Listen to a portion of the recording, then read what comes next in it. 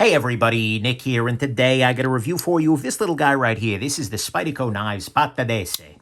First off, I want to thank very much Spyderco for sending this guy along. I reached out to him after the last drop and said, hey, I want to check out a Pattadese. They said, hey, sure. But as always, I told them I'm going to talk about the good, the great, the bad, the ugly. Might be a gem, might be junk. They still sent it along. We do have to assume this is the very best quality controlled one of these guys ever, and I'm doing my best not to let that affect the nature or quality of my review. Next thing, size comparison. Here it is against the Spyderco Delica. As always, here it is against the Ontario Rat number 2 and the Spyderco PM2. And so what we see here is that in terms of blade length, actually, sharpened length were a little bit bigger than the Delica, and overall length as well, but we're not quite the PM2 territory. We're right in the middle of... Did I just hold that up on top of a Delica off screen? I sure did. Here, let's try that again, but without me being an idiot. Yeah, see, a little bit longer than the Delica, a little bit shorter than the PM2. And you need a better reviewer in your life. So anyways, there is your size comparison. Next thing, this is a knife that is made in the Italy factory. That's right, Spyderco has many different factories. Taichung, Golden, Colorado, USA, Earth, and a bunch of others, but this is made in their Maniago plant. I don't know exactly who that is, where it is, etc., but it is in Italy, we know that for sure. And that makes a lot of sense, because this knife is the Pattadese, right? This is based off of a traditional Sardinian knife.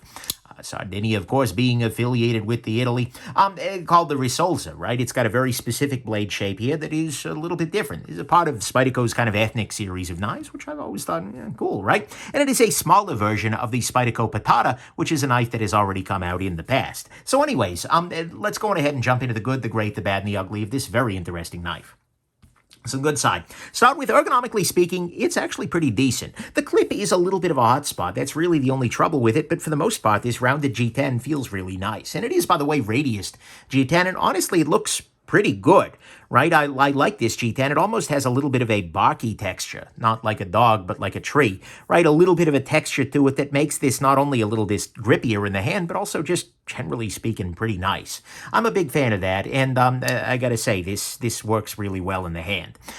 Next thing, the wire clip on this guy. I like the wire clip actually a lot. I think it's a very nice clip, generally speaking. It does usually give a little bit of hot spotting, especially the deep carry version here, but at the same time, it works well. It's a very utilitarian sort of clip. That's a nice thing. Next thing, after I polish the washers up during the disassembly, and you'll see why I did that in the disassembly, the action is actually quite smooth. It is a nice action going on here.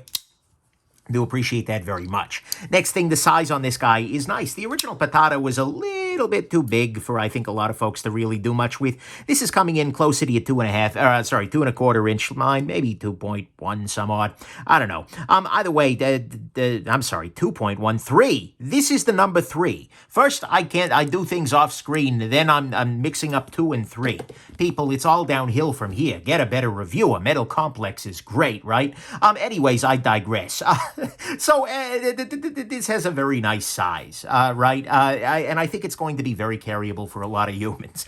Next thing, this is very lightweight. So is Slicey Dicey.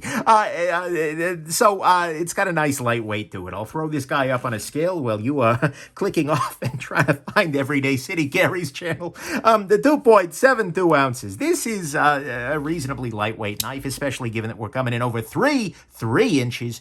That's going to be great. And then finally, on the good side, this has a very solid feeling lockup. Part of this is, thin washers, etc., and then supporting it well, but also just, I don't know, it feels very nice. It feels very solid in the hand, and this line of lock is quite secure. So I'm a fan of that. It has a nice feeling of overall solidity and stiffness, which I appreciate. We'll talk about what just happened there in a moment. Come off it, people. Come on. Anyways, there you go. So, to me, all of that is the good, is the solid lockup, feels lightweight, or is lightweight, objectively speaking. A nice size. The only thing I'm going to be objective about. Smooth action after polishing the watches. The G10 clip looks nice. The wire clip looks nice as well. And it's got pretty decent ergos. On the great side to me, though, is the blade. Blade on this is solid, right? Because we have a fair amount of sharpened blade length, just under 3 inches sharpened. But we also have a really super thin edge out of M390 steel. That's a good thing, right? This is a blade that cuts very, very nicely and also has a unique shape to it, right? It's got the shape like the Risolza, right? But with some flat, some belly, and a nice fine tip at the end there, as well as blade stock that actually isn't too thick and a bit of a thumb ramp here. This blade is just really nice, as well as this guard down here. this is a great cutting tool, right? And frankly, this is probably the thinnest blade I've ever seen out of an Italian factory, so I'm really appreciative of that. I like this blade a lot, and to me, that is absolutely the very best part of this knife. This blade is pretty great. On the bad side, to start with, Team Lanyard won again. What I mean by that is that the clip has been forced downwards to a less deep carry for the lanyard hole to go up. I don't get it, but it is a thing. Spyderco has apparently had an offer they can't refuse from the lanyard mafia, so to speak. That's a trouble. Next thing, the centering on this guy is a little bit off, favoring the clip side. Whatever, not a huge deal. You can probably tweak that, but I wasn't able to, and maybe if I polish the washes more, whatever. The centering's not great here. Next thing, the price on this is $203, and that's a chunk of change, right? As I was carrying this, as I was using this, my estimation was this is going to come in around like 160, 170. That was one, it's not 170, it's 203. See, my brain still doesn't want to give up that price. This is a chunk of change. There were a lot of really good knives available in M390, even made in the States here, that are under that price. I would like to see that come down a little bit. Not the end of the world, but still, that's pricey. Next thing, the detent on this guy is just not great. Unfortunately, I mean, you can flick it open usually, but it's just the detent isn't quite strong enough for a reliable flick, especially when you've got this surface here. It just doesn't necessarily always work. And that's not great. They could just have dialed this detent up a little bit of a hair, and it would have been better. And it would have worked better, and it just would have been a better knife as a result. Then finally, on the bad side, the unlocking process on this is not great, because the lock face is here, right? The lock bar, the area where you press into the lock bar to move it, is here. And as any of you will understand, in terms of mechanical advantage, it is much easier to press a bar over if you are pressing here rather than very close to the fulcrum down here. Right, well, maybe it's close. Anyways, I digress. It's just not the nicest thing. You need to use a lot of force, and there's a little bit of grittiness that's wearing away slowly as I use the knife more, and I think that's just burrs and such left over from the factory. But it's just not great. It's kind of bendy, and it's kind of scratchy, and it's just not pleasant to open up. It's just sort of like, yeah, I don't particularly love that. So to me, at least, that's what's bad, is the unlock isn't particularly amazing with the position of the groove for the finger. I'm sorry, for the lock bar touching area. I don't know that there's a term for that. The place where you touch the lock bar. Maybe Pete over at Cedric and Ada Gear and Outdoors will know that, because he's better at this. Anyways, the detent isn't great. The $203 is a fair chunk of change. The centering ain't great, and Team Lanyard has won again over at Spyderco. On the ugly front, unfortunately, the biggest issue for me, then the ugly thing here were the washers. As you saw in the disassembly, the washers on these weren't even circular, right? And they were super non-flat. I kind of polished them off a little bit using actually a Spyderco ceramic stone, but those washers were not great. And honestly, construction generally here was just not amazing, right? The scratchiness on the lock bar, the lack of detent. I know that the name is Italian. It would kind of be weird to make this knife in not Italy, but I kind of wish this had been done in Taichung Golden, because I feel like it might have been done a little bit better, right? There were just a couple of little areas where it's like, and then taking it apart, it felt like some of these things were pressed in rather than being nice. I don't know. I wasn't super impressed with the construction on this guy. It was just sort of a pain in the neck to take apart, and just, yeah. So I wasn't impressed there, and to me, that's what's ugly here, is that the washers weren't great, certainly, and the construction, generally speaking, just didn't feel amazing.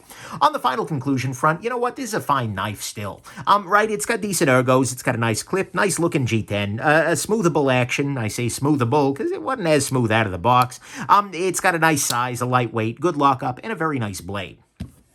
Unfortunately, they continue to worship the lanyard hole over there. The centering is off. The price feels a little high. The detent ain't great. Unlocking it is not a joy. And the washers, and frankly, the overall build, just aren't that amazing, right? Ultimately, my feeling on this is it's going to be a pretty niche piece, right? It's pretty slicey and pretty compact, and that's going to appeal to a bunch of people. And it has a style that is definitely unique, and that will probably connect with people, particularly if that Sardinian connection is important to you. If you were looking at this as like, oh, wow, that knife's a part of my heritage, or something like that, or, oh, my grandfather carried one of these, this will be an absolutely wonderful thing for you. And in a lot of ways, I think the Ethnic series from Spyderco is interesting more often to collectors in that way than it is to people with daily life, looking for a knife for their daily life. There are certainly knives in that series, and this one's one of them that could function fine in daily life, but it's not, that's not their main goal, right?